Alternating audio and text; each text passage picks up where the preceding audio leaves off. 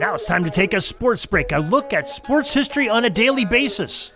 Hello, my friends of sports history. This is Darren Hayes of the Sports Jersey Dispatch. Welcome once again to the Pigpen, your portal to all things great sports history. And we are going to talk about the date of June 16th and some of the great moments in team history and the players and the uniform numbers that they wore, where we can get them for this June 16th. Some of the uniform numbers we're going to talk about today are 3, 36, 28, 33, and 21. Starting off in the first date is June 16th, 1909. The great Jim Thorpe made his pro baseball pitching debut for the Rocky Mount baseball team. Thorpe won the decision by the score of 4-2 in the game. However, the losses of his Olympic gold medals later on a few years will be the negative side of the story. He won gold medals in the 1912 Olympics. So this is 3 years prior to his Olympic journey.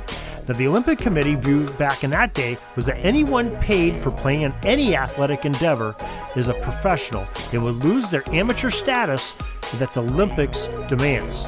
It's sort of a good news, bad news. Now, Thorpe would never see those Olympic medals back in his possession in his lifetime.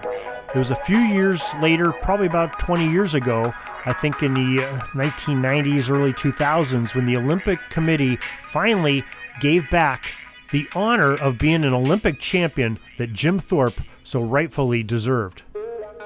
June 16th, 1938, Boston Red Sox first baseman Jimmy Fox, wearing the uniform number 3, was walked a record 6 consecutive times by the St. Louis Browns pitching staff.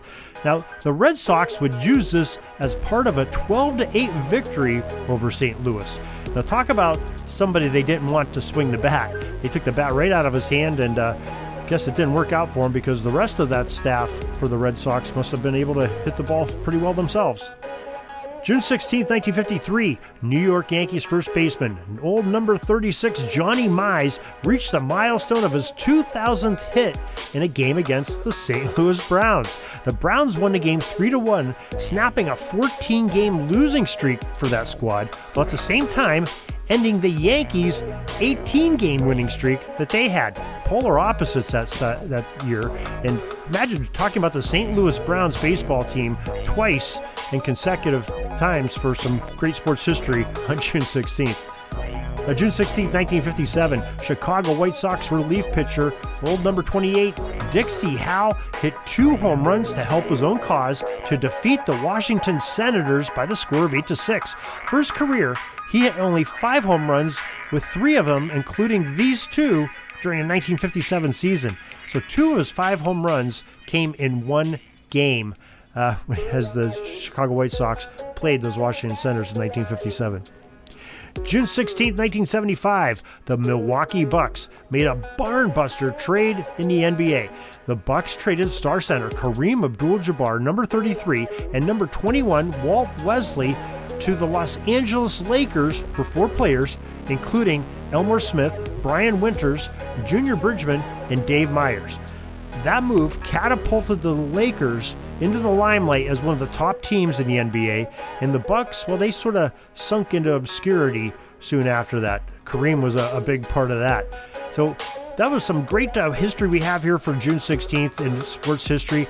There's so many more things to look at. You can find more on the Sports History Network, on Pigskin Dispatch, and on JerseyDispatch.com, as well as some of our other great podcasts on Sports History Network, like Historically Speaking, and some of those other great programs that are there. So make sure you tune in each and every day here on the Sports Jersey Dispatch podcast. We'll bring you each and every day some more great sports history. Until tomorrow, everybody, have a great sports history day. Sorry, but my pitching coach just called timeout and he's coming out to the mound. I think I'm going to get yanked for a reliever. We'll see you back tomorrow for some more great sports history on Sports Jersey Dispatch Podcast. We invite you to check out our websites, JerseyDispatch.com and PigskinDispatch.com. Not only see the daily sports history, but to experience the preservation of great events and people that play the games. Find us on Pigskin Dispatch. It's also on social media outlets of Facebook, Twitter, Instagram, and don't forget the Pigskin Dispatch YouTube channel to get all your daily sports history.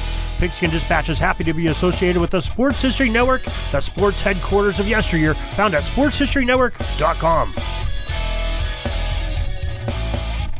This podcast is part of the Sports History Network, your headquarters for the yesteryear of your favorite sport. You can learn more at sportshistorynetwork.com.